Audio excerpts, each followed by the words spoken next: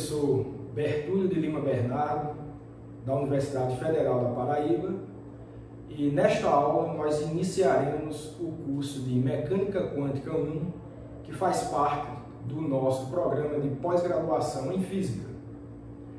Esse curso de Mecânica Quântica, da pós, diferente do da graduação, ele tem um modo um pouco diferente de tratar a mecânica quântica. Primeiro que ele é mais moderno e, ao invés de dar um tratamento histórico para a mecânica quântica, ele dá um tratamento baseado no que é mais simples e depois vai aumentando o nível de complexidade. Particularmente para mim esse método agrada mais do que o método histórico. Eu acho que é mais simples entender mecânica quântica desse modo. A bibliografia que a gente vai utilizar é o livro Modern Quantum Mechanics, do Sakurai.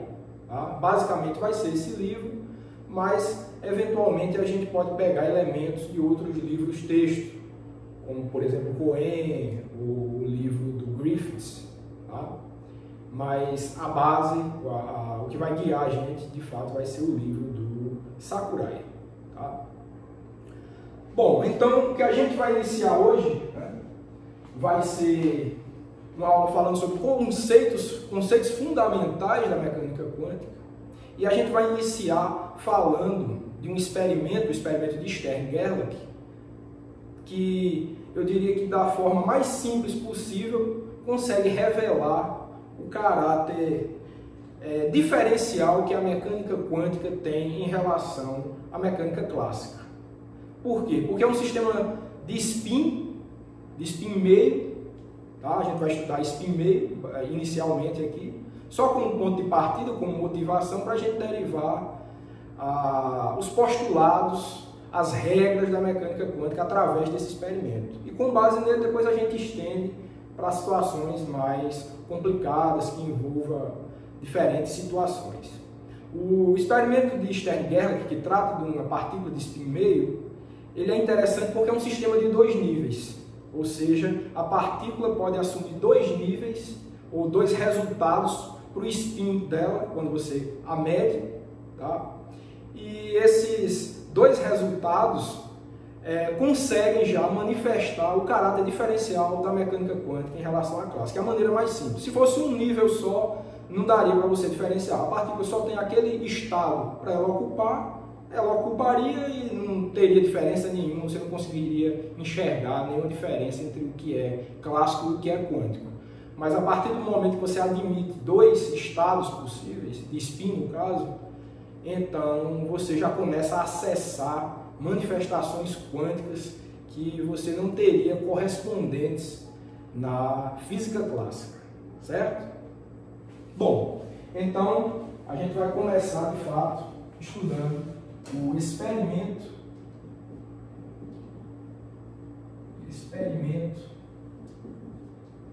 de Stern e Gerlach.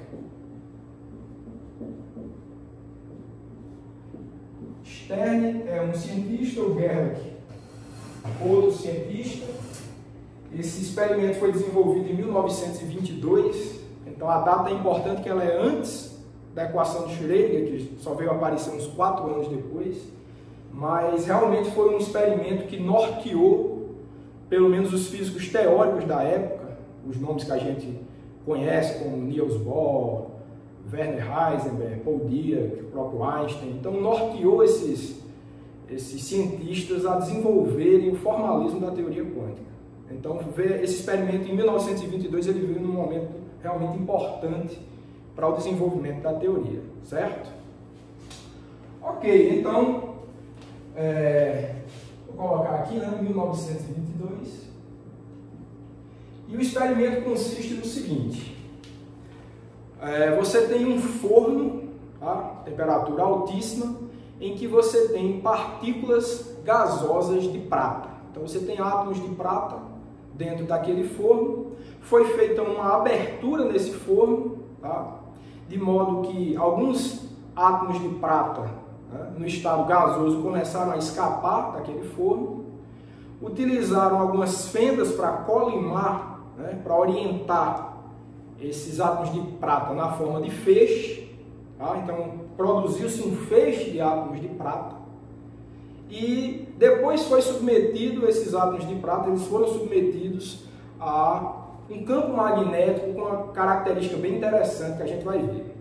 Bom, primeiro que é importante, por que a prata? Tá? Lembrando que a gente está querendo estudar partículas de spin meio. No caso, essa partícula a ser estudada seria só o elétron em si, tá? O spin do elétron. Então, por que você pega um átomo de prata inteiro para estudar, no caso, o spin de um dos elétrons daquele átomo de prata? Bom, primeiro porque esse átomo de prata ele tem 47 elétrons. E na sua estrutura atômica, o átomo de prata ele tem 46 elétrons, com uma estrutura esfericamente simétrica, de modo que o momento angular, tanto orbital quanto de spin, desses 46 elétrons mais internos, ele se cancela. Então, para esse interior de 46 elétrons, né, grande frente ao tamanho do átomo, então você teria um momento angular nulo, restando para o átomo de prata completo, o 47º elétron, o mais externo, ele vai ter, talvez, um momento angular, né? O momento angular orbital desse 47º elétron também é conhecido como sendo nulo. Então, se houvesse alguma manifestação de momento angular por esse átomo de prata, seria por esse 47º elétron e não por um momento angular orbital, mas se houvesse algum momento angular intrínseco dele, que é o que a gente chama de spin. Então, spin nada mais é do que um momento angular que vem com a partícula. O fato da partícula existir já traz essa característica. Tá? Então, assim como outras propriedades como carga e massa, spin é uma propriedade fundamental das partículas que, desde que elas existam, então elas vão trazer essa característica. Então, o elétron, por exemplo, assim como prótons e nêutrons, tem spin meio, então tem essa característica que a gente vai estudar aqui, de um sistema de 2 níveis. Tá? Então, o que eu queria dizer de interessante do átomo de prata é isso. Então, você pegar esse átomo de prata, se você quer estudar a manifestação do momento angular dele, você estaria acessando somente o momento angular produzido pelo 47º elétron. Aí você pode perguntar, tá bom, mas e por que você não pegou só o elétron? Para que essa complicação de um átomo de prata inteiro, se você quer estudar somente o momento angular do elétron? Essa é uma boa pergunta, né? Mas como eu já falei para você, já adiantei, esses átomos de prata vão estar submetidos a um campo magnético, certo? E vão estar se movendo dentro desse campo. Então, se você pegar um elétron, esse elétron vai sofrer uma força de origem magnética pelo fato de ele ter carga eletrônica. Então, você não iria somente acessar, não tinha como você separar o que seria uma manifestação de força magnética ou uma manifestação de spin, como a gente vai ver aqui. E quando você pega um átomo de prata é diferente, porque o átomo de prata ele é neutro. Então, efetivamente, as manifestações de origem eletrostáticas estariam suprimidas e você só acessaria de fato o que é manifestação de spin. E esse seria, de novo, o 47º elétron. Certo. Então vou fazer isso aqui um esboço do experimento para que vocês vejam, né? Já comentei sobre ele. Então, o que você vai ter é o seguinte, né? Você vai ter um forno, né? Um forno que eu vou chamar de F aqui. Você vai fazer uma abertura de modo que elétrons vão sair na forma de feixe desse forno, certo? E você vai submeter esse feixe de elétrons a um campo magnético com a seguinte característica: você tem um polo aqui, um ímã, né? Um polo sul de um ímã aqui, tá? Se eu consigo desenhar aqui, certo? Você tem um polo sul de um ímã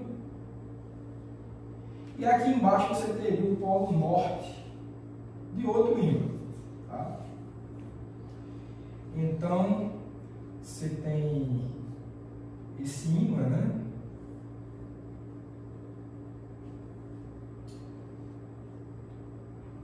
Desenhar aqui. Certo?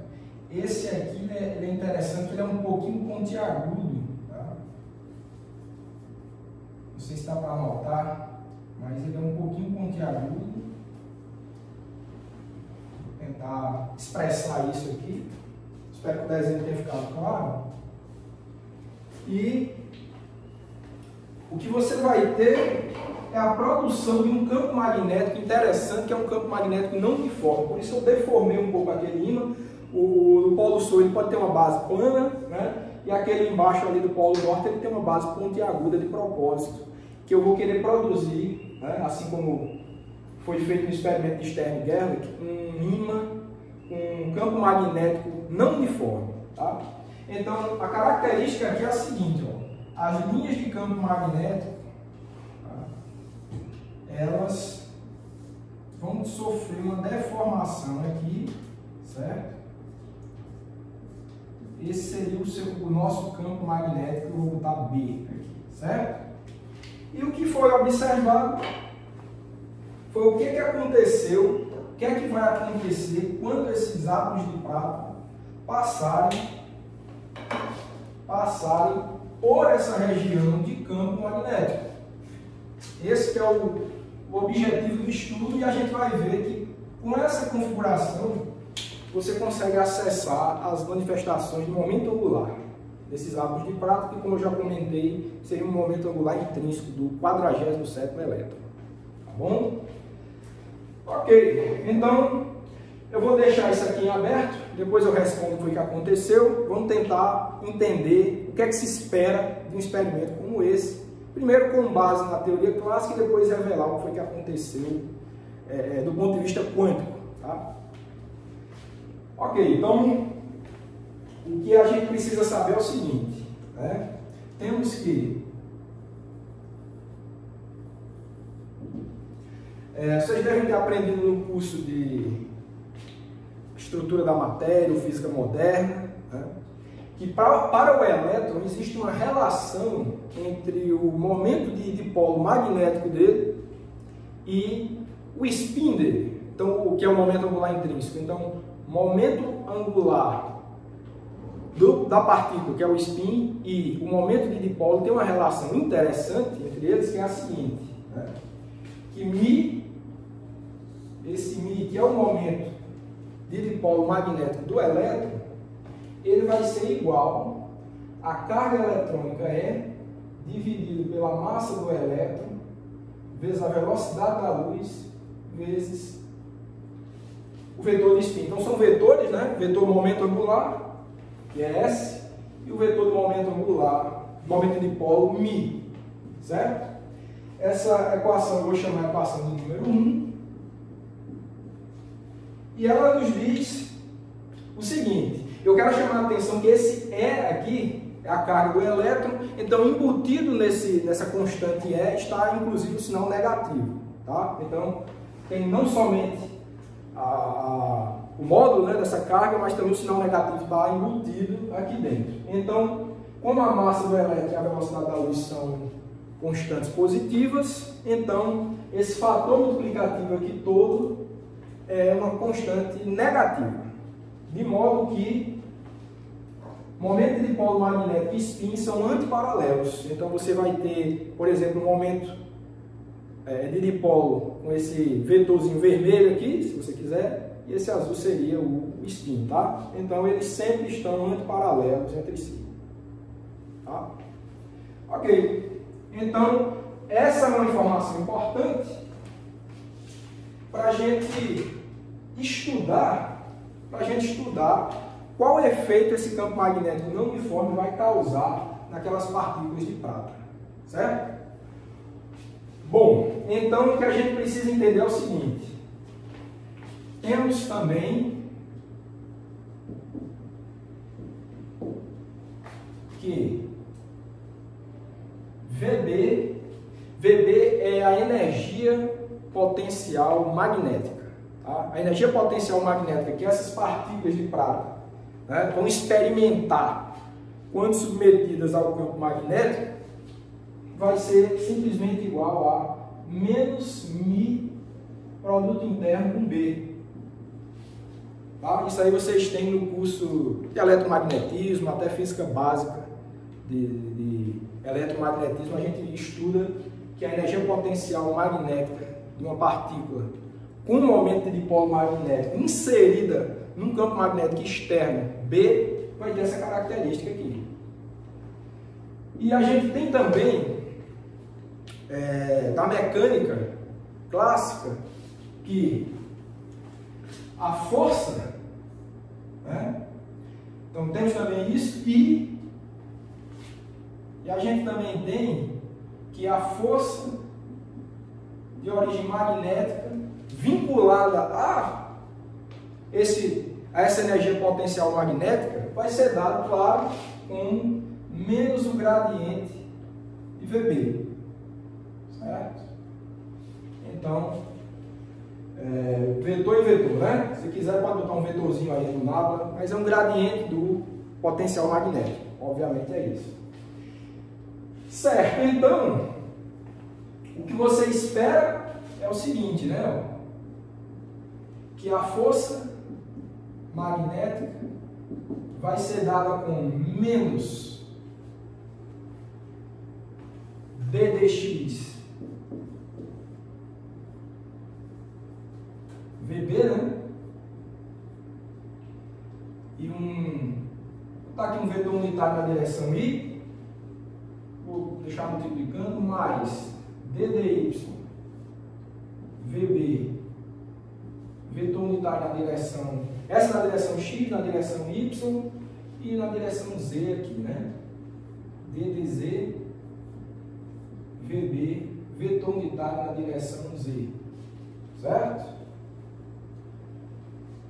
E com isso, eu vou fazer só uma simplificação que não vai prejudicar nada o modo, não vai haver perdas de generalização nenhuma aqui.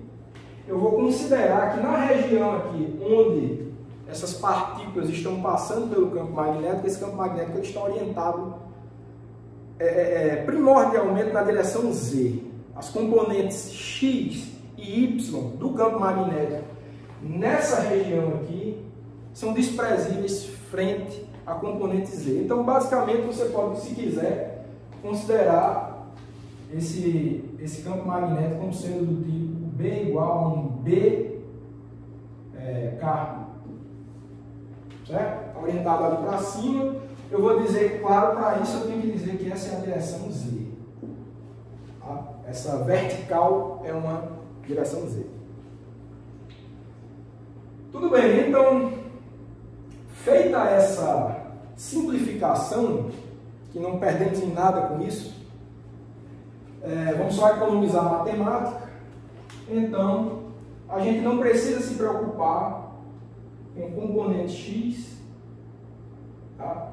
E nem com o componente Y dessa força, nos restando somente a componente Z para ser estudada. Então a gente só precisa se preocupar com a componente Z dessa força. Então, o que nos dá que Fz, essa é a componente, tá? Não é mais vetor não, só a componente Z, que é essa que a gente precisa se preocupar, vai ser dado por menos ddz produto interno de μ B e, aliás, menos com menos, né? Você tem esse menos e tem esse menos de fora, vai ficar mais, tá certo? Você não precisa desse sinal de menos. E o que vai acontecer é que, como esse campo magnético está orientado efetivamente na direção Z, você pode dizer o seguinte: isso daqui, né, vai ser igual a ddz μz bz, que é o B, né, que é o próprio B, a componente, né, a componente Z do campo magnético, eu chamei do próprio B, então você pode substituir um B ali. Então o resultado fica somente essa equação e Eu vou continuar o cálculo aqui. Tá? Vou botar Z, tá? Só para não confundir. Vou botar um BZ. E no fim das contas a gente tem que a componente Z dessa força, o momento de dipolo é uma constante, a componente Z também é outra constante, pode sair da derivada, então ficaremos com μz dBz dZ. Então essa é a força que o campo magnético vai exercer nesses átomos de prata. Vai depender tanto da componente Z do momento de dipolo. Vamos falar do elétron agora, acho que é melhor. Do elétron, que é ele que está manifestando, como eu já falei, vai depender da componente Z do momento de dipolo do elétron, momento de dipolo magnético do elétron, e do quanto que esse campo magnético varia na direção Z. Então, não interessa, isso é importante, não interessa a intensidade desse campo para essa força. Não interessa a intensidade. O que vai interessar é o quanto que ele varia, o gradiente, né? O gradiente. Quanto que esse campo está variando na direção Z. Por isso que o campo foi feito não uniforme. As linhas de campo estão mais afastadas aqui em cima. Né? E aqui perto do polo norte, aqui embaixo, né? Elas estão mais próximas. Então o campo magnético está mais intenso aqui embaixo do que em cima. Então você pode, inclusive, com essa configuração aqui, você pode inferir, inclusive, que dB dZ ele é menor que zero. Bom, eu vou até utilizar outra caneta aqui para vocês observarem melhor. Tá? Então, o que a gente tem aqui é que dB dZ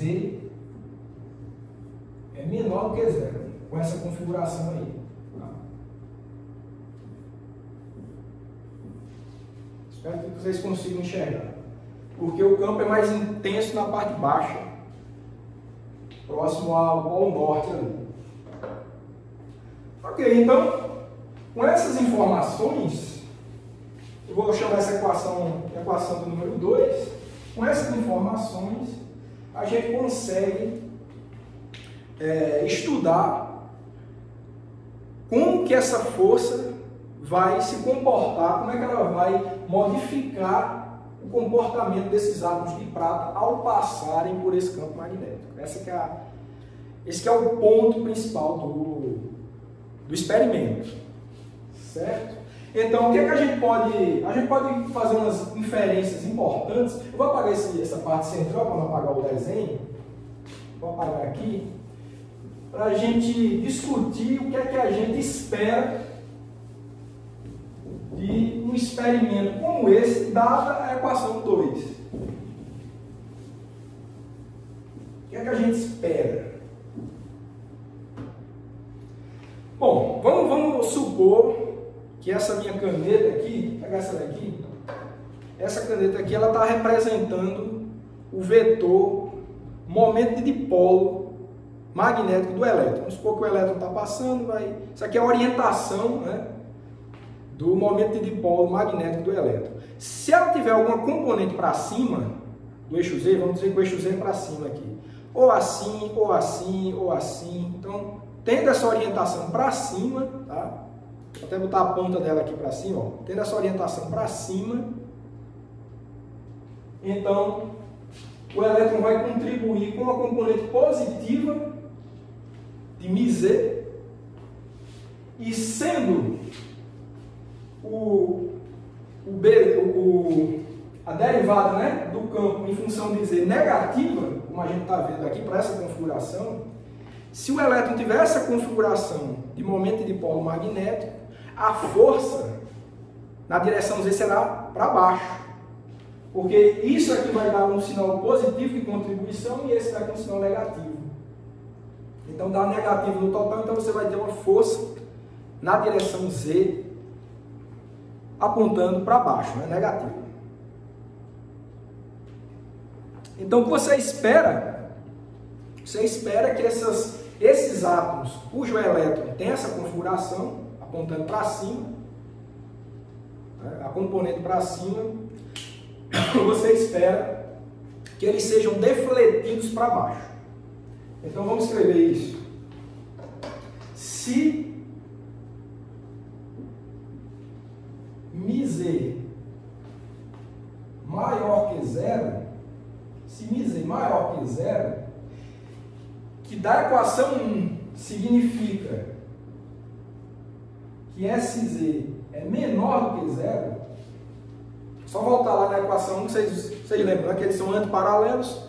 Se a componente μz é positiva, a componente Sz é necessariamente negativa. Então, com essa configuração, temos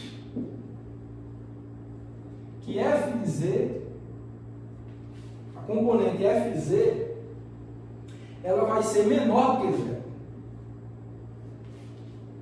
Isso é uma deflexão para baixo.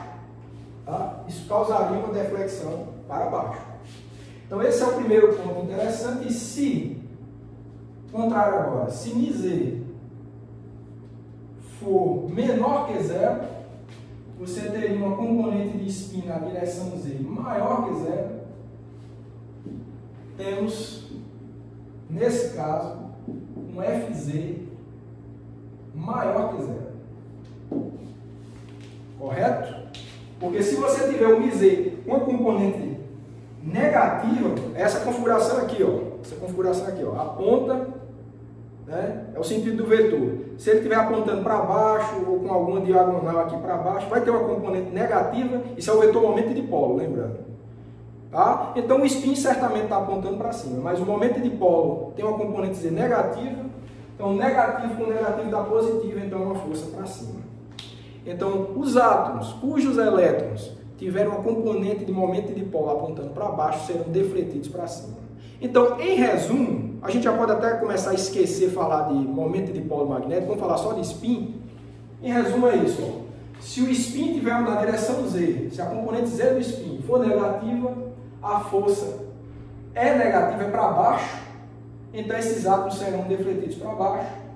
E se a componente Z do spin for positiva, você vai ter uma força apontando para cima, os átomos devem ser defletidos para cima.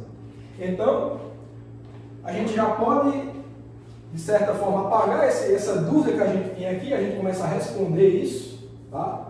Vou apagar aqui. O que é que a gente espera? A gente espera que alguns deflitam para cima e outros para baixo, certo? Então, o que a gente espera é, aqui, né?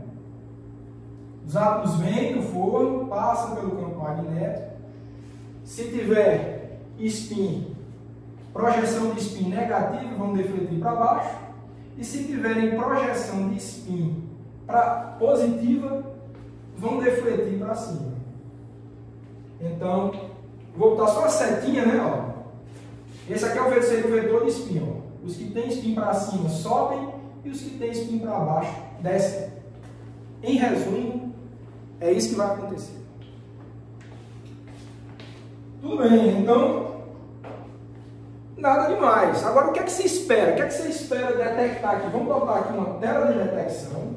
Vou botar aqui uma tela de detecção. Tá? Telazinha de detecção.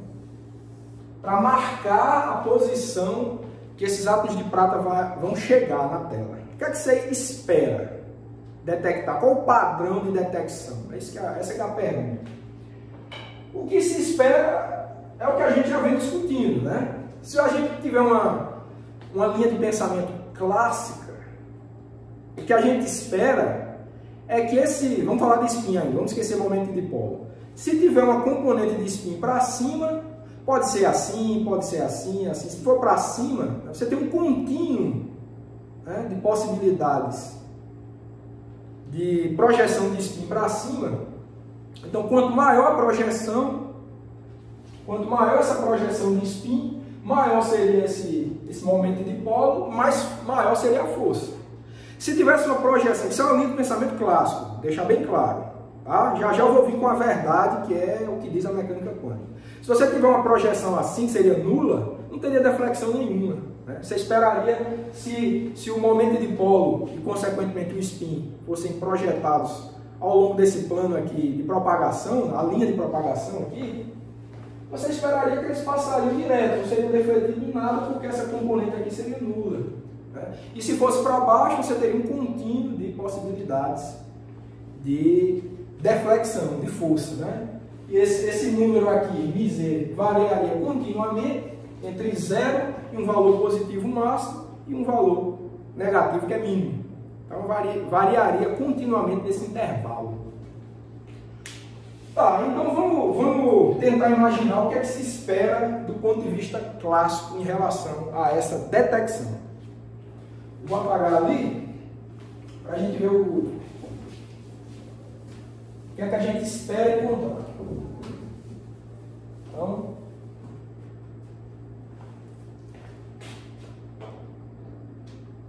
o que a gente tem a gente vai ter, vou desenhar aqui para vocês o esperado. Então você tem uma tela de detecção aqui, vou botar, uma tela de detecção, e de acordo com o que eu falei, o que você esperaria é uma deflexão contínua, né? Você tem alguns átomos que não defletiriam, outros um pouquinho, outros mais, mesma coisa para baixo. Então você esperaria uma deflexão desse tipo aqui, ó. Saindo do fogo, passou do campo magnético, vai ocorrer uma coisa assim e outra coisa assim. Então você esperaria uma distribuição de detecção dada por isso aqui, ó. Talvez até uma gaussiana, ou uma coisa mais ou menos assim, né? Sempre uma gaussiana, né? Uma gaussiana melhor. Então você esperaria um padrão de detecção dessa forma. Então isso é o que a física clássica nos leva a esperar. Então eu vou até colocar aqui que isso é o clássico. Um estudante que conhece eletromagnetismo clássico e mecânica clássica, ele vai esperar isso daí e estaria correto, não teria problema nenhum. Mas o que é que foi obtido na prática? O que é que o experimento mostrou, de Stern Gerlach, de 1922, mostrou? Será que foi isso? Tá? Então, o que eu vou dizer para vocês que é o interessante de toda essa história é que o resultado experimental foi diferente disso daí, e foi diferente de uma forma muito interessante. Então, eu vou dizer a realidade que é agora descrita pela mecânica quântica, que a gente vai passar a estudar. O que foi obtido foi o seguinte, né? Essa aqui é a tela, né? O que foi obtido, vou desenhar outra tela aqui. Desenhar outra tela.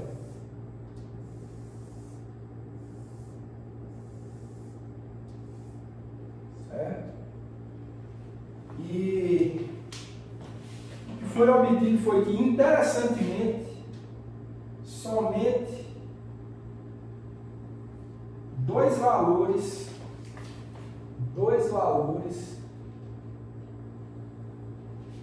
para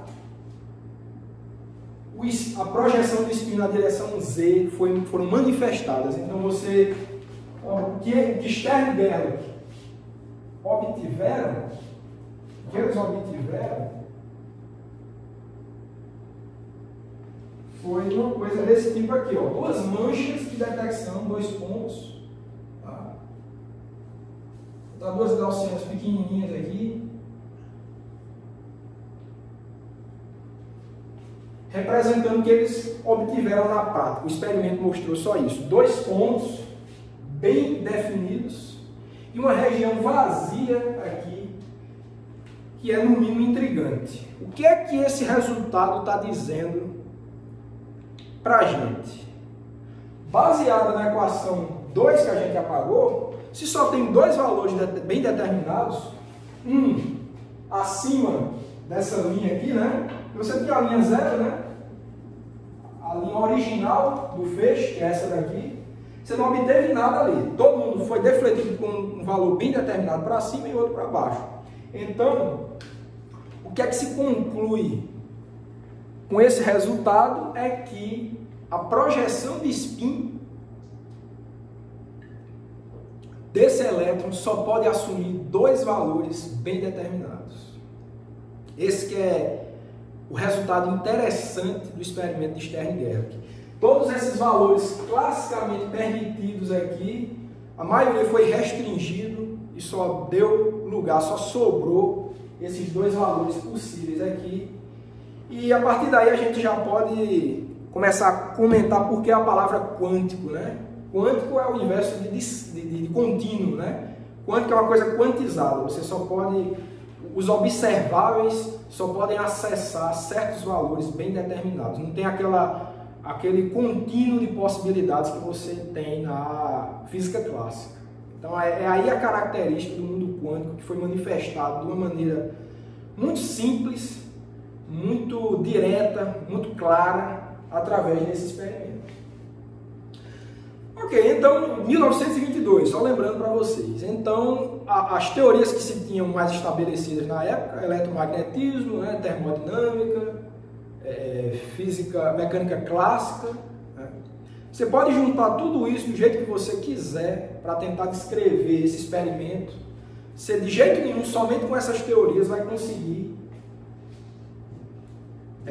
prever um resultado desse. Essas teorias não vão dar conta de um resultado intrigante como esse daí, obtido por Stern-Gerlach. E é importante dizer que esse resultado importantíssimo, em 1943, ele deu o prêmio Nobel ao Otto Stern, tá? Ao Stern. Tá, então, baseado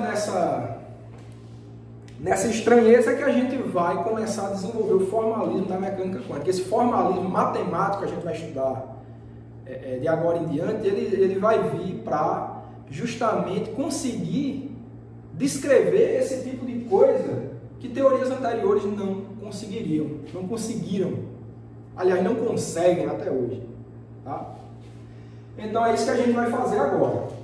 Mas antes eu vou dar mais algumas informações sobre o resultado desse experimento que são importantes para a gente começar a desenvolver o formalismo da mecânica quântica. Vou apagar de novo aqui e passar umas informações importantes para vocês.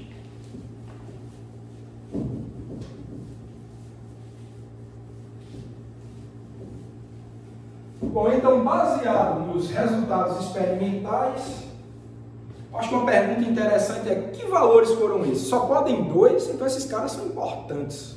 Que valores são esses? Eu vou falar para vocês que valores são esses possíveis, tá? Para isso, claro, você precisa saber, eu só vou botar os valores, mas você precisa ter conhecimento de alguns parâmetros aqui do experimento. Né? Você precisa saber quem é a inhomogeneidade do campo, é negativo, mas você tem que saber o quanto. Você tem que saber a velocidade média, pelo menos, desses átomos de prata, para você saber o quanto de tempo que eles interagiram com esse campo. E, claro, a distância da tela, a geometria toda do experimento, você precisa ter ela bem determinada. Com tudo isso, baseado nas equações que a gente mostrou aqui, é possível você determinar, você precisa conhecer também, claro, massa do elétron, velocidade da luz e carga eletrônica. Com todas essas informações você consegue, através dessas duas manchas aqui, saber quais foram os valores das projeções de spin que sobreviveram, somente eles, a esse experimento. Tá? Em contrapartida com esse contínuo clássico que não aconteceu. Tá, então, os valores encontrados, né? Então, foi encontrado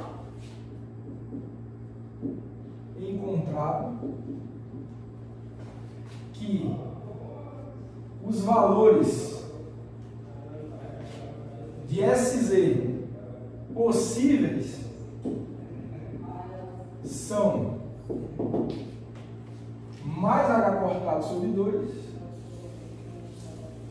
e menos H cortado sobre 2 com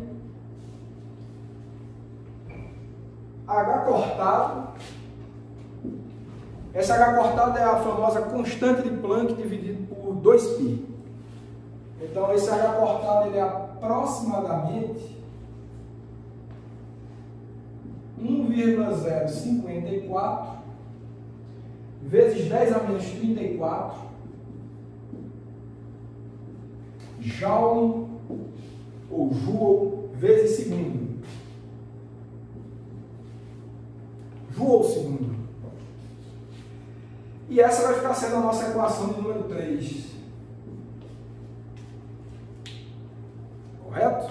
Então, você só chamar a atenção, então realmente esse feixe defletido para cima, ele indicou esse valor aqui para a componente Z de spin, e esse feixe defletido para baixo indicou esse valor negativo. Se vocês lembrarem, o negativo era o defletido para baixo e o positivo era o defletido para cima. Só para vocês não esquecerem isso, eu vou só indicar aqui que esse é o que tem spin para cima e esse que tem spin, projeção de spin para baixo. Então essa informação é importante. E acho que outra informação importante que precisa ser dito, olhando aqui para essa configuração do experimento, não tem nada de especial com a direção Z. Poderia ser a direção qualquer. Os átomos de prata eles não sabem, ao sair do forno, o que é Z, o que é X, o que é Y. Então, você pode girar essa configuração aqui do seu ímã do jeito que você quiser, que o mesmo resultado vai ser obtido, o mesmo resultado. Você vai encontrar essa mesma bifurcação de feixes aqui e a mesma manifestação de spins. Sempre esses dois valores para a projeção que você está encontrando. Se você bota o ímã alinhado na direção X, então seriam projeções de spin na direção X, mais e menos H cortado sobre 2, se fosse Y, ou direção qualquer, sempre essa bifurcação ao sair do forno. Por quê? Porque ao sair do forno você tem uma distribuição aí boltzmanniana de possibilidades para orientação desse momento de dipolo magnético e, consequentemente, de spin. Então, você tem uma coisa aleatória, então você vai ter manifestação dessas projeções em todas as direções igualmente, não tem direção preferencial. Tá bom? Ok, então, dito isso, eu agora vou aproveitar esse resultado para falar de algo também muito interessante, que é estender esse experimento para ver o que acontece com os átomos de prata quando eles estiverem submetidos não somente a um aparato do tipo Stern-Gerlach, mas uma sequência deles, mudando ou não a direção do campo magnético. Isso vai nos dar informações muito interessantes também. Vamos fazer isso agora. Vou apagar tudo isso. E a gente vai seguir para estudar uma sequência de experimentos do tipo Stern-Gerlach. Vou apagar aqui.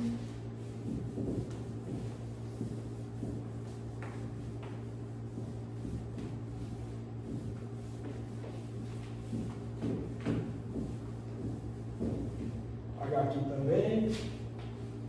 A gente já fica com espaço para trabalhar novamente.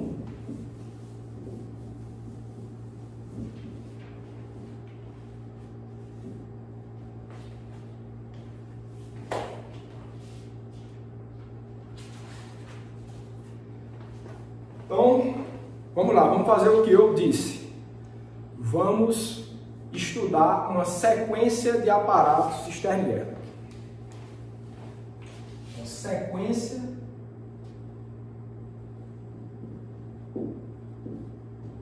de aparatos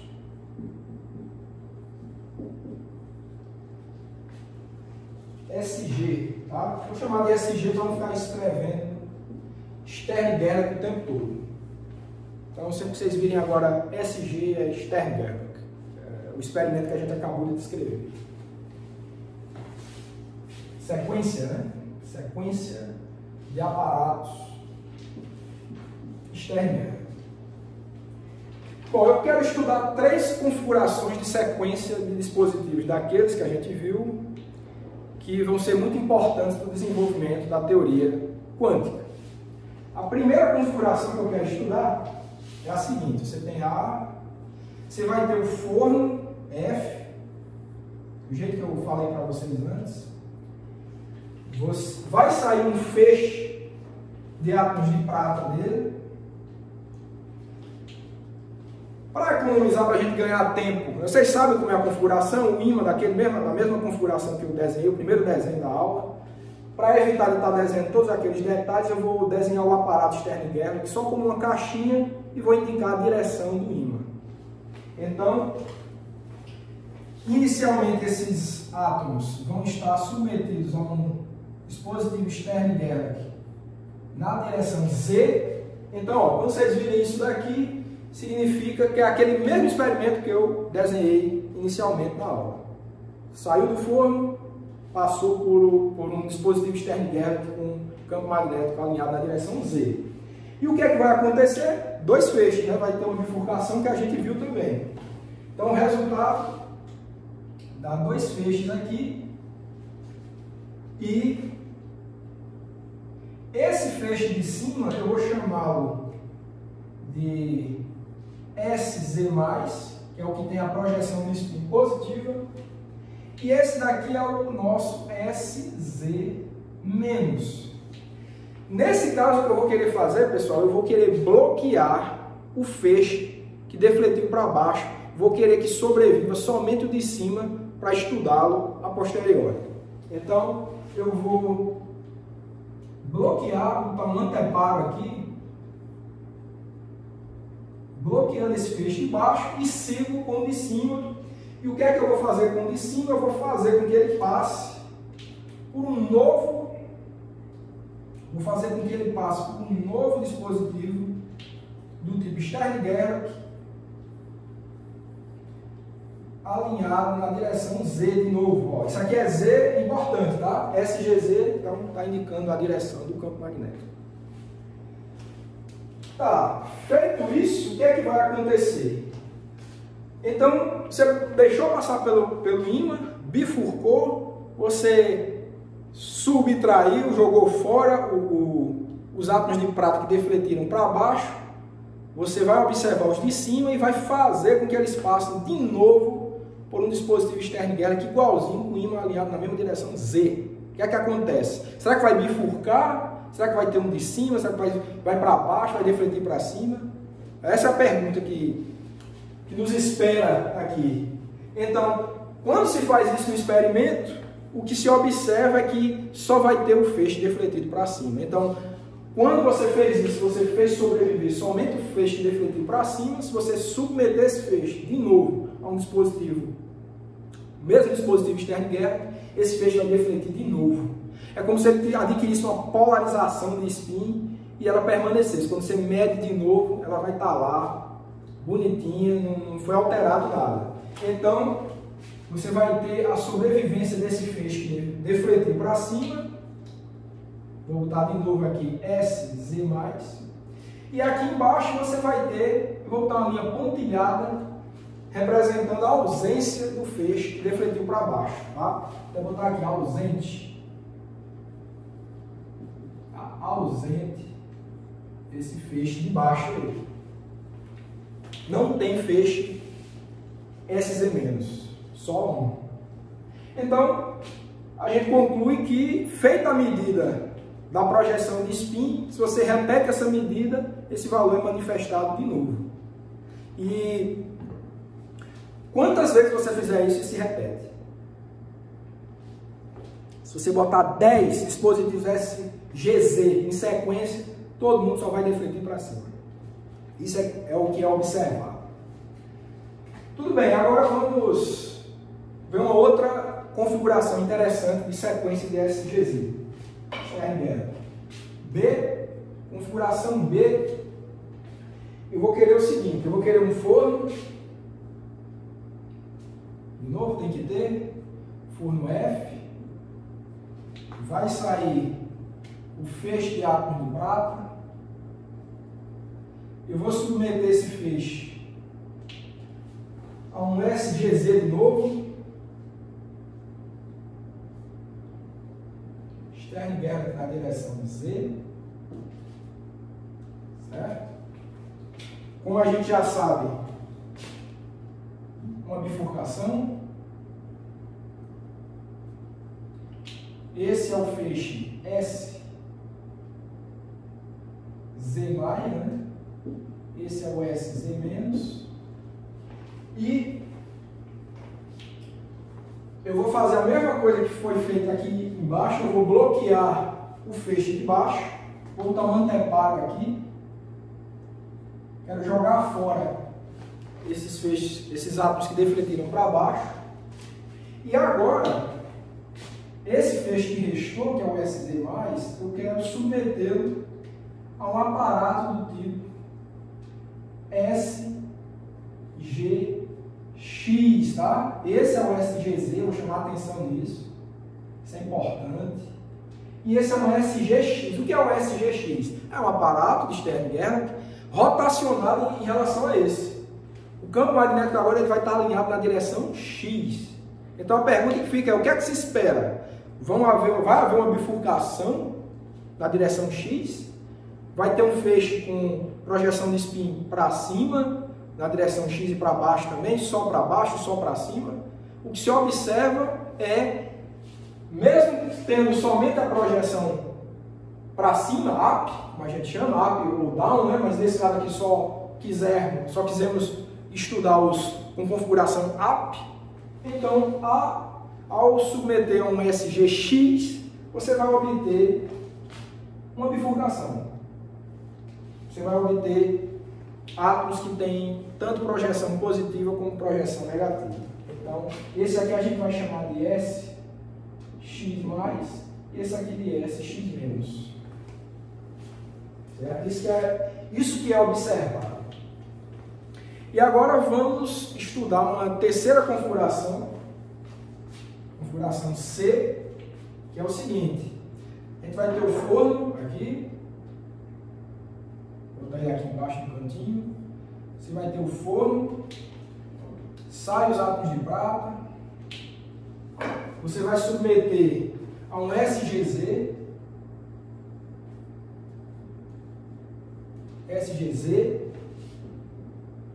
deixar bem claro aqui que é Z. Como sabemos, vai ter uma bifurcação. Em cima você vai ter o SZ+, e embaixo, de novo, eu vou bloquear.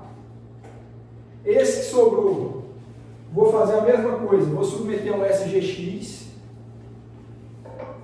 Vou botar aqui, ó, SGX. Entrou aqui. Como a gente já sabe, vão haver dois feixes, SX mais e SX-. Então você tem esse feixe aqui saindo e esse aqui também. Você tem o SX+, certo? E o que eu vou fazer com o SX-, eu vou bloquear também. Eu vou bloquear. E agora eu vou botar um terceiro Stern-Gerlach, de novo agora, igual ao inicial, na direção Z. Então o que é que vai acontecer? Vou botar aqui, ó, o SGZ de novo. SGZ. Entrou.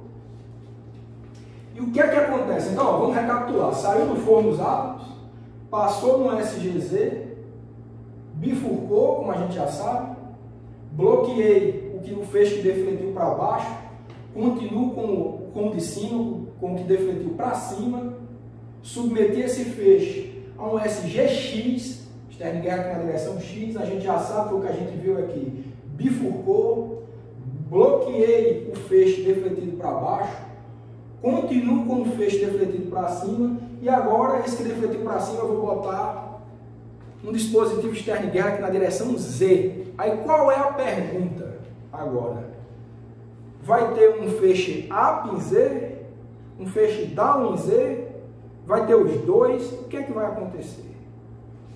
Olha, o que se esperaria de um experimento como esse, de um ponto de vista clássico, o que se esperaria é que somente deveria existir a componente up em Z. Só um feixe para cima. Por quê? Porque nesse primeiro dispositivo você filtrou somente quem tem componente up em Z, para cima. Aí depois mediu X, filtrou somente up em X, então esses átomos aqui, ó, eles deveriam ter, é o que se espera, a gente espera que tenham projeções positivas de spin na direção X e Y, porque a gente fez essa filtragem anteriormente. Mas o que se observa na prática, no laboratório, é dois feixes. Um up e um down. Você vai ter SZ mais e SZ menos.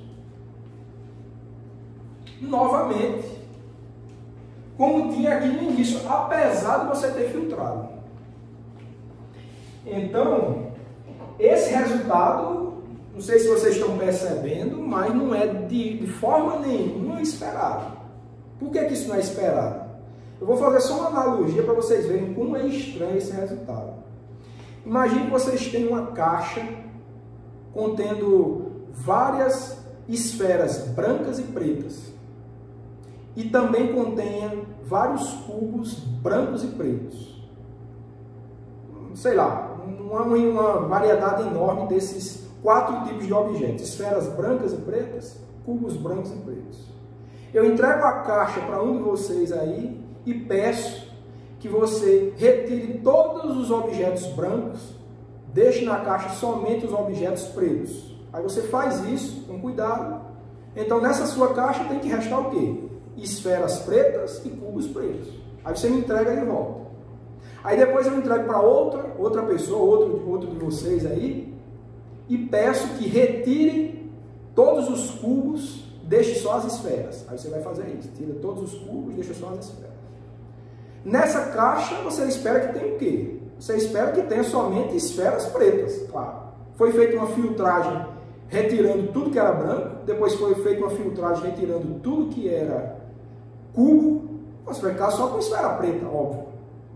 Mas, do ponto de vista da realidade, se reproduzisse isso daqui, se essa nossa caixa fosse quântica, com esse comportamento que a gente está vendo aqui, no final, era para haver esferas brancas e pretas. Apesar da primeira pessoa ter retirado todos os objetos brancos, no final, vai restar esferas brancas e pretas. Isso é estranho. Claro, ninguém espera que isso vai acontecer. Isso não acontece, claro, na realidade, porque essa nossa caixa, se a gente fizer isso, é um objeto clássico, do jeito que a gente está acostumado a trabalhar. Mas, do ponto de vista quântico, olha como é estranho. Se essa fosse uma caixa quântica, no final, a filtragem, a segunda filtragem feita pela segunda pessoa meio que anula a primeira filtragem feita pela primeira pessoa. Foi isso que aconteceu aqui, ó. Essa primeira filtragem aqui, ó, dos SG-, né? Vamos dar aqui, ó, SG-, SZ-, né? SZ-, foi feita essa filtragem aqui e reaparece aqui. Isso é estranho demais. Aqui, SX-, né? Foi filtrado também. Mas o que é estranho é esse feixe aparecer. Esse daqui tudo bem. Ele permaneceu vivo no início. Mas reapareceu o SZ- não é de jeito nenhum esperado do ponto de vista clássico. Eu espero que vocês tenham entendido como que é estranho esse resultado experimental. Então é baseado nessas estranhezas que você começa a construir, que as pessoas começaram a construir a nova teoria para dar conta dessa nova realidade que estava surgindo ali no início do século XX. Certo? Então eu vou escrever só os pontos importantes que a gente concluiu dessas 3 situações e em seguida a gente passa a estudar o formalismo da mecânica quântica com base nesses resultados experimentais. Então, conclusões, tá? O que é que a gente tira de conclusão? Então, uma vez selecionada, primeira conclusão, né? Da situação lá, o que é que a gente conclui? Uma vez selecionada uma componente de spin,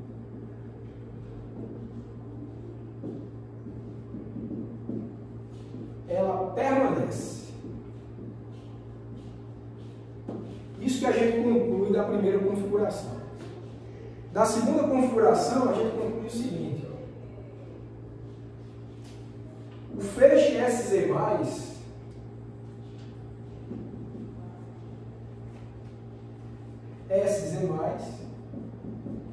possui componentes SX+, e SX-. Foi o que a gente viu aqui, ó. Z+ tem SX+, SX-. Certo? E o que é mais intrigante aí, pelo menos na minha opinião, nessa história toda, é o que a gente descobriu na configuração C. O que é que a gente descobriu? Na configuração C, o que a gente descobriu foi as componentes SX e SZ do spin não podem ser conhecidas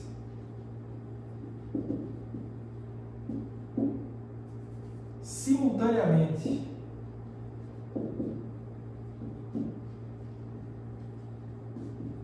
Não podem ser conhecidas simultaneamente.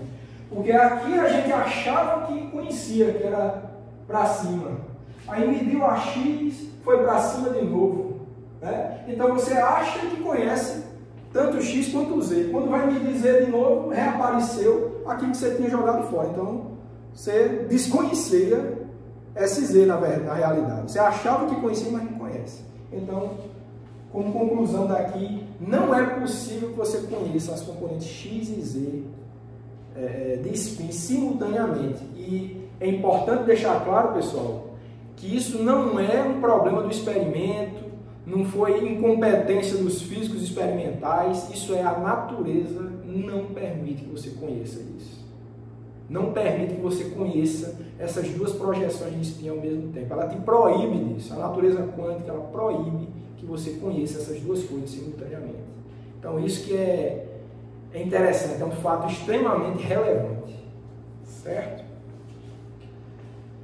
Bom, então, baseado nesse experimento interessantíssimo que a gente tem visto, a gente vai começar a formular uma teoria quântica a partir de seus princípios para tentar dar conta dessa realidade inesperada que a gente visualizou aqui, que a gente estudou aqui, que, de novo, de forma nenhuma, teorias anteriores eram capazes de reproduzir e explicar.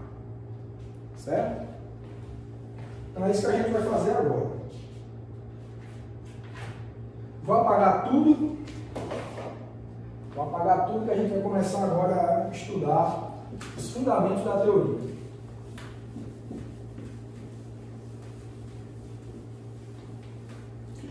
Então, o que a gente percebe é que a teoria quântica, fala um pouco de história, né?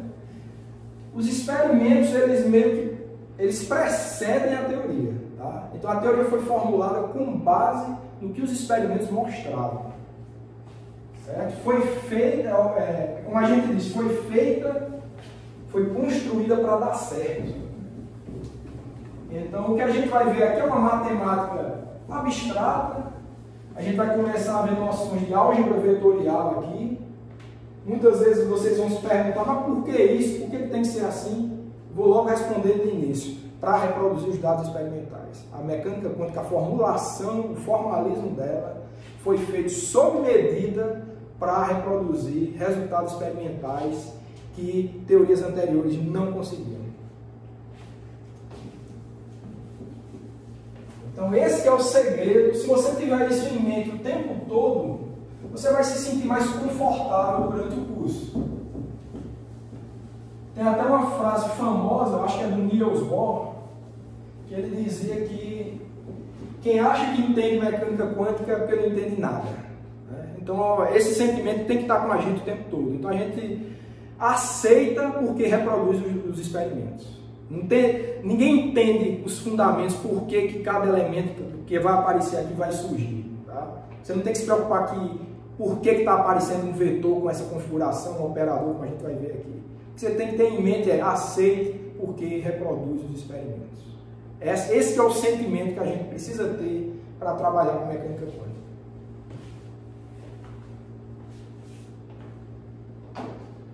Então o que a gente vai ver agora é Katz, Brás e operadores.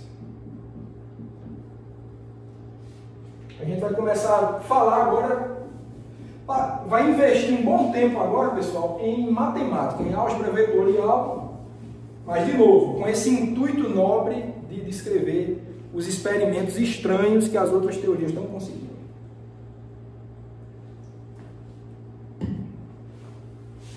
Então, logo no início, o que eu vou falar para vocês é o seguinte: quando você vai trabalhar com um sistema quântico, você precisa de álgebra vetorial para descrever o formalismo.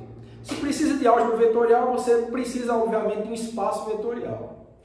Esse espaço vetorial, a dimensão dele, ele vai estar diretamente vinculada com o número de possibilidades que os experimentos podem te fornecer. Por exemplo, no caso que a gente acabou de ver, partícula de spin meio, dois resultados experimentais poderiam ser obtidos, spin para cima e spin para baixo, mais e menos h cortado sobre 2.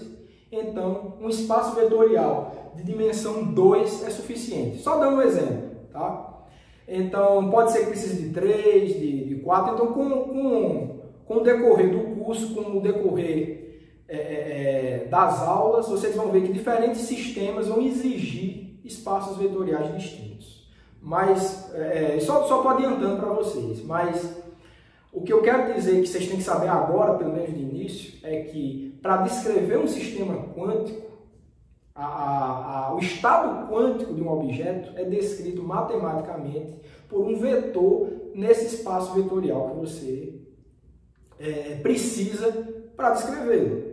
Então, vou escrever agora o seguinte: a descrição de um estado quântico é dada por um vetor estado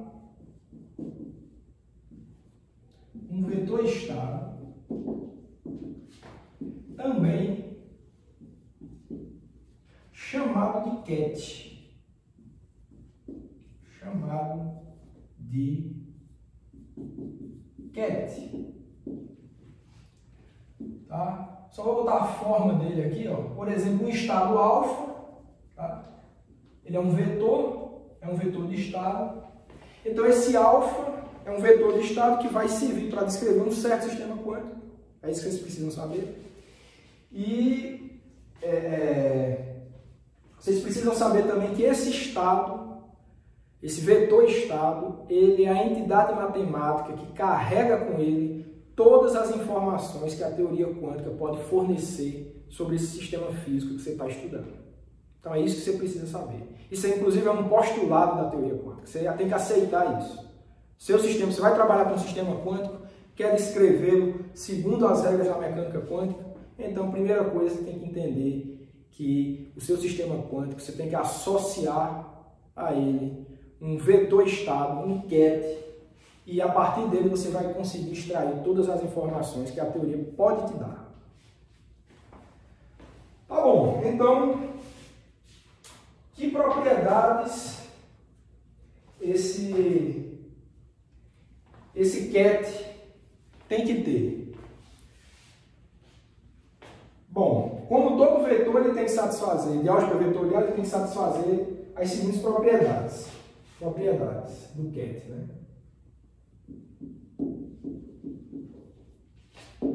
A primeira propriedade é a propriedade da soma. Tá? Como eu falei para vocês, vamos começar a elaborar matemática agora. Depois a gente começa a voltar, tentar trazer de volta para a física, vai fazer essa junção. Então, para a propriedade de soma, a gente tem a seguinte situação. Dados dois kets, digamos um ket alfa mais um ket beta,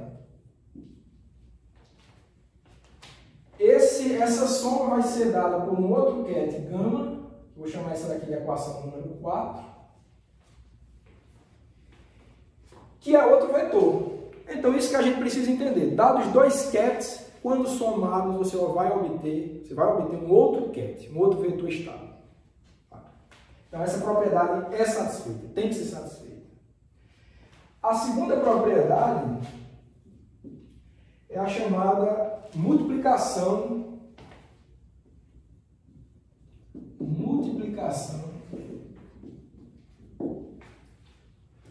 por um número.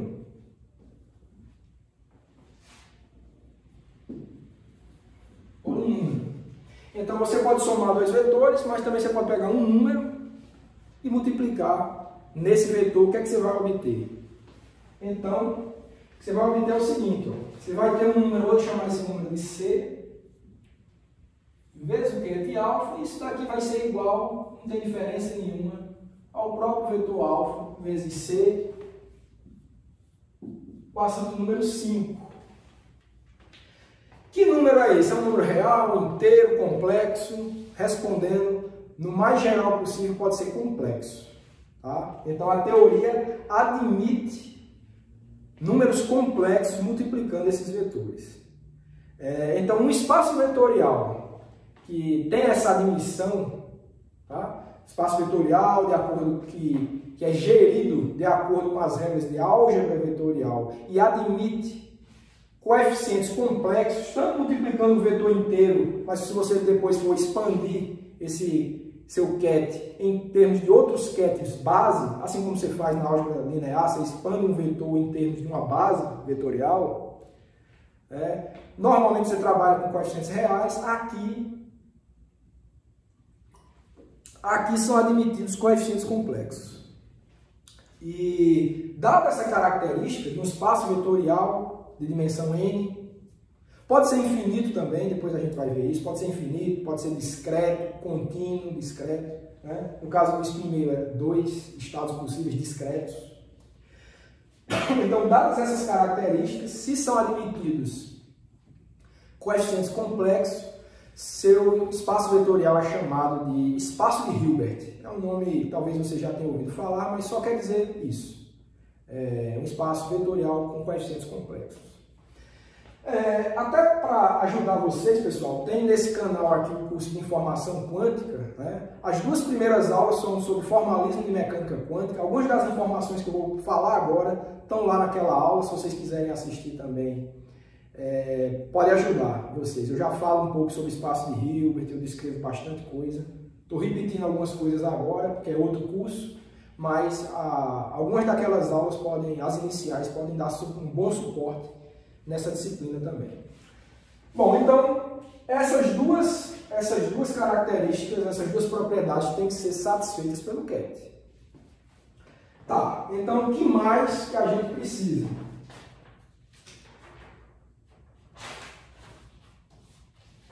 Bom, dada essa característica, né, a gente tem o seguinte: se C for igual a 0, temos C alfa com o vetor nulo.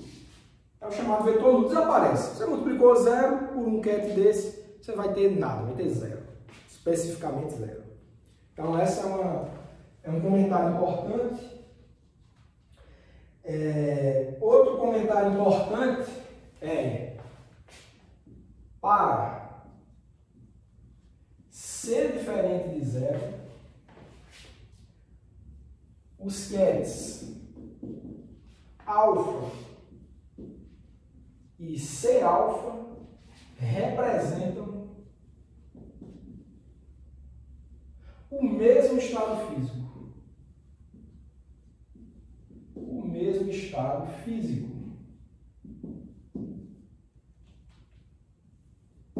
Vocês lembram que eu falei que um QED representa um estado físico? O que eu estou falando aqui é que você multiplicar esse QED por um número em termos de teoria quântica, não de álgebra linear, obviamente, não de matemática, mas em termos de física, de mecânica quântica, multiplicar um QED por um número complexo, seja ele qualquer, fisicamente você ainda tem o mesmo estado físico, a mesma descrição, você não muda nada. A gente vai ver isso com calma depois, mas é importante adiantar logo essa informação. Desde que o C seja diferente de zero. Porque se for igual a zero, você anulou. Aí zero é zero, não tem saída. Mas se for qualquer número diferente de zero, é a chamada, muitas vezes se chama isso aqui de uma fase global. Se você multiplica globalmente um estado quântico por um número complexo, em termos de teoria quântica não muda nada. Tá? A gente vai começando a aceitar essas coisas. Tá? Então, de novo, aceita, que é para poder descrever os experimentos. A gente tem que aceitar essas informações. Né? Não tanto procurar entender por quê, porque ninguém realmente entende, né? Como o Niels Bohr falou. A gente aceita que vai servir muito para a gente descrever experimentos. Certo, agora um outro ponto importante, deixa eu apagar aqui, falar de operadores. Os sistemas físicos, eu já falei para vocês, né, os estados dos sistemas quânticos são descritos no formalismo como vetores-estado. Né? Mas tem outras entidades importantes também na física quântica que são chamados observáveis. Os observáveis é tudo aquilo que a gente consegue medir. No exemplo que a gente viu, qual era o observável? Era o spin. A gente queria estudar o spin dos átomos de prata. Poderia ser a energia do átomo de prata, poderia ser a posição do átomo de prata, poderia ser o momento angular orbital do átomo de prata, velocidade, momento linear, todos esses são os chamados observáveis do sistema físico. Então, o sistema físico em si, o estado quântico em si é descrito pelos QEDs, por esses vetores de estado, mas os observáveis em contrapartida precisam de uma entidade matemática diferente dos QEDs, eles precisam dos operadores. Então, quando eu falei QEDs, Bras eu ainda vou falar, acho que na próxima aula, mas os operadores eu vou adiantar aqui, eles têm um papel importantíssimo na teoria quântica, que são os caras que estão vinculados aos operadores. Desculpa, aos observáveis. Os observáveis são representados por operadores na teoria quântica. Certo? Então vamos lá. Escrever isso. Então, um observável na teoria quântica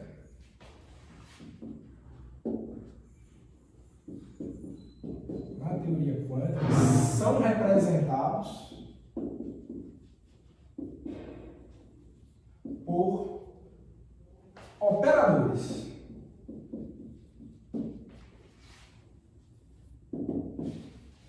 E, em geral, esses operadores eles vão atuar nos QEDs, que nem na álgebra vetorial, você tem operadores que atuam nos vetores, aqui também vai ser parecido, mas, em geral, esses operadores eles vão atuar nesses QEDs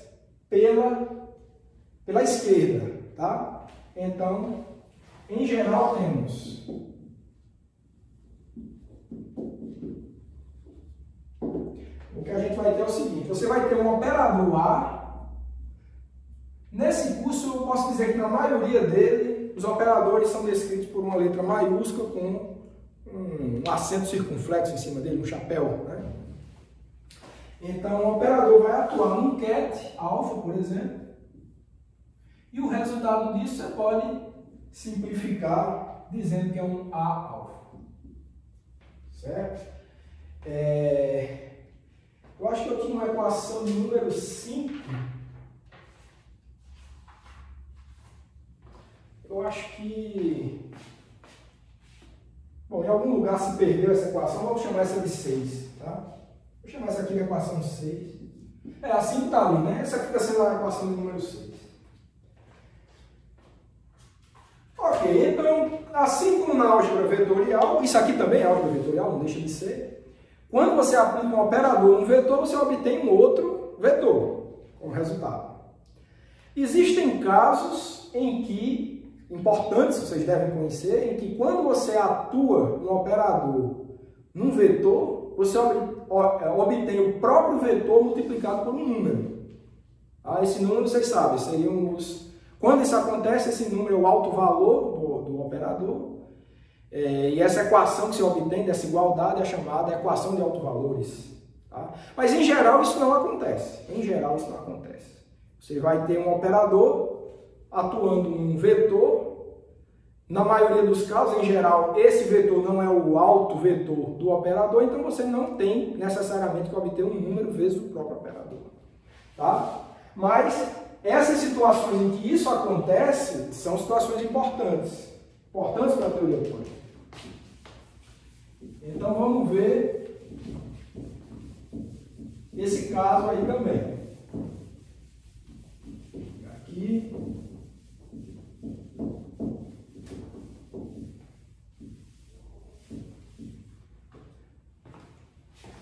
Então, vamos ver isso.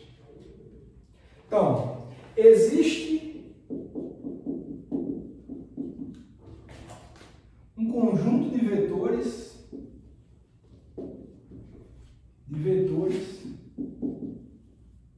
tá? A linha, a duas linhas, vou botar 3 linhas aqui, por aí vai, que são vou chamar de AutoCADs. AutoCADs, autovetores, é a mesma coisa, tá? São AutoCADs de A. Ou seja, você atuar o A numa linha, você vai obter um número complexo. Tá? Se representar observável, depois a gente vai ver que esse número precisa ser real. Mas, como eu não estou especificando isso ainda, então, em princípio, esse número poderia ser complexo. Mas isso não é importante agora. Mas esse caso, em que o cat A', ele é AutoCAD do operador A, se ele satisfizer essa equação aqui. Você, quando atua o operador A no cat A', você vai encontrar o próprio cat A' vezes um número. Esse número é o chamado alto valor associado ao AutoCAD A', certo? E se o espaço de Hilbert tiver dimensão n, você vai conseguir achar n AutoCADs com essa característica, né? Então você teria a mesma coisa para o A duas linhas. Então você teria um alto valor A duas linhas e por aí vai embora. Tá? Você teria um conjunto aí de n equações de alto valores, todas satisfazendo essa característica de atuou o operador no seu AutoCAD, você vai reobter o AutoCAD multiplicado por um número e esse número é o alto valor. Tudo bem, então estou soltando esses elementos aí para vocês. Vou chamar essa equação de 7, essa de 8. E o que a gente precisa ver agora só vou fazer uma conexão com um pouco do experimento de Stern-Gerlach que a gente viu aqui. O que é que significaria esse operador? O que é que significaria esse AutoCAD, esse alto valor? Naquele caso do experimento, que é simples, né? 2 estados possíveis, up e down. Como que ficaria esse formalismo naquele caso? Só vou adiantar para a gente ir se acostumando. Então, vamos ver esse caso do Stern-Gerlach. para a gente encerrar a aula de hoje.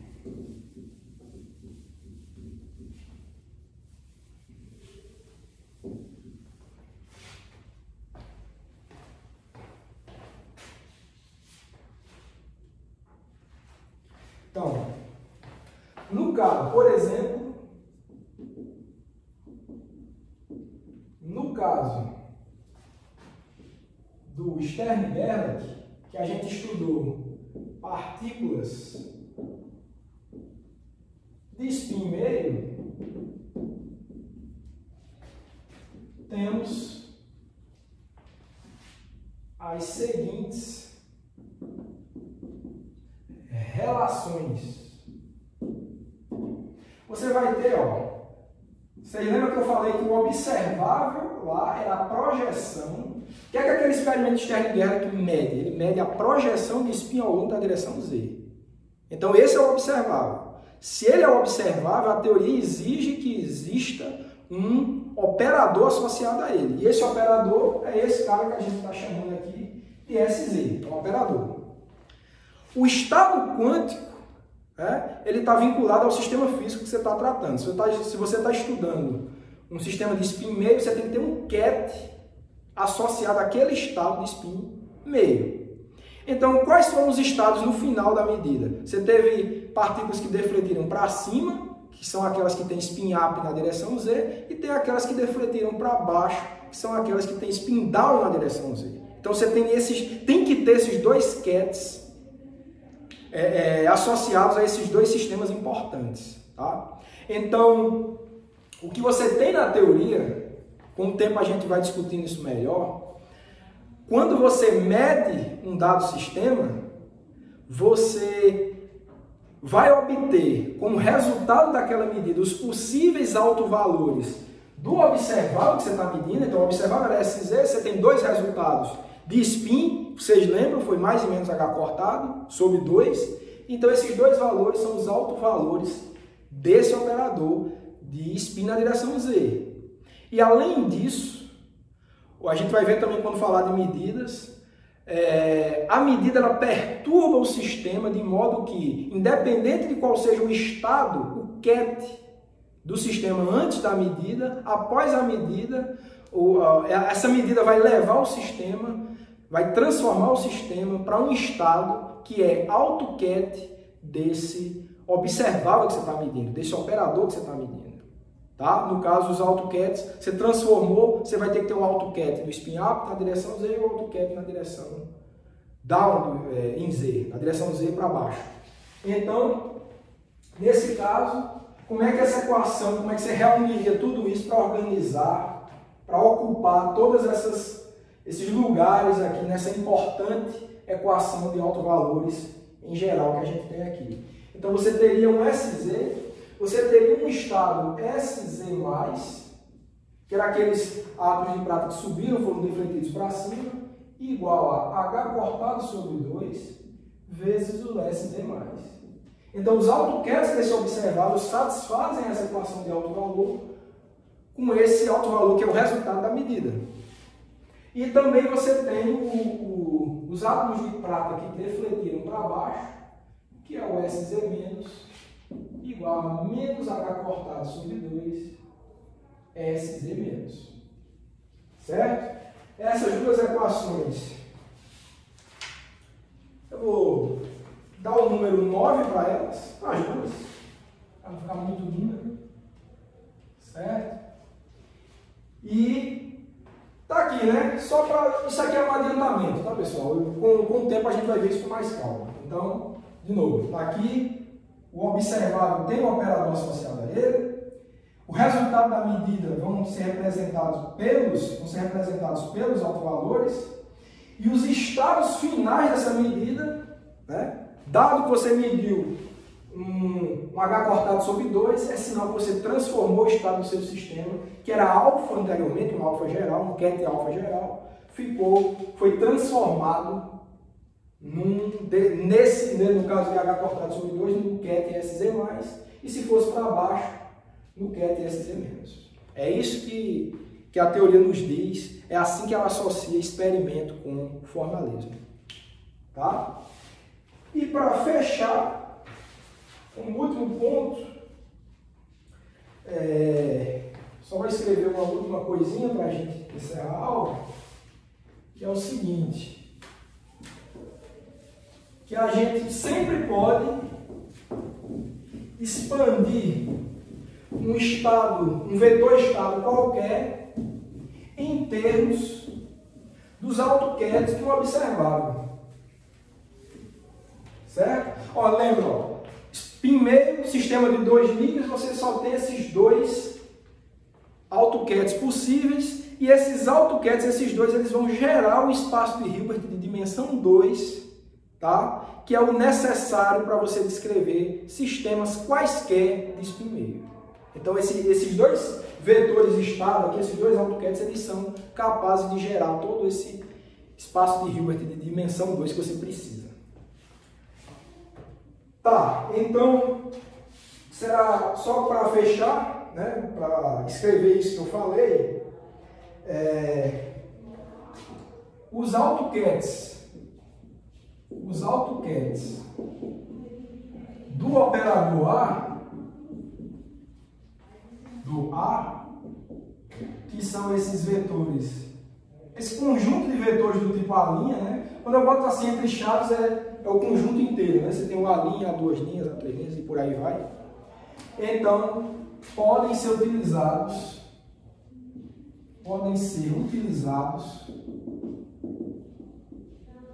para descrever qualquer estado,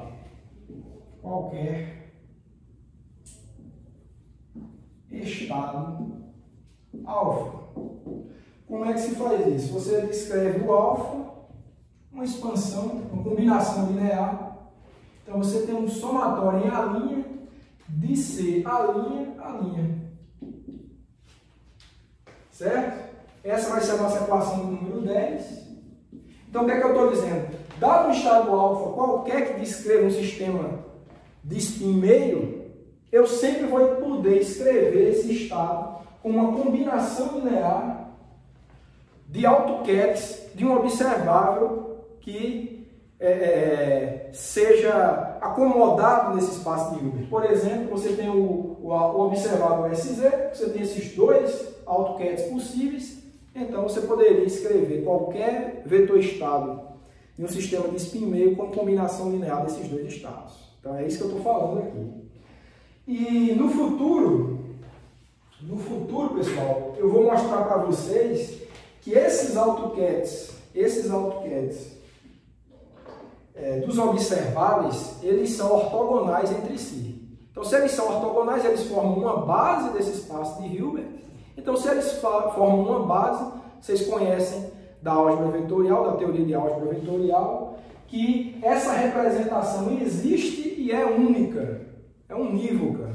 Não existe outro CAD que possa ser descrito exatamente por essa equação aqui. Note que aqui você tem esses coeficientes C A', que são coeficientes complexos, como eu já falei. Então você vai ter um conjunto de números complexos. Se fosse esse tipo de sistema, seriam 2 possíveis. Então, dados esses 2 números complexos, eles são associados de maneira unívoca ao estado geral de spin meio que você está querendo descrever nesse espaço de Hilbert. Certo? Bom, pessoal, então essas eram as informações que eu queria ter passado para vocês hoje. Na próxima aula a gente vai continuar desenvolvendo esse formalismo. Então, eu aguardo vocês na próxima aula.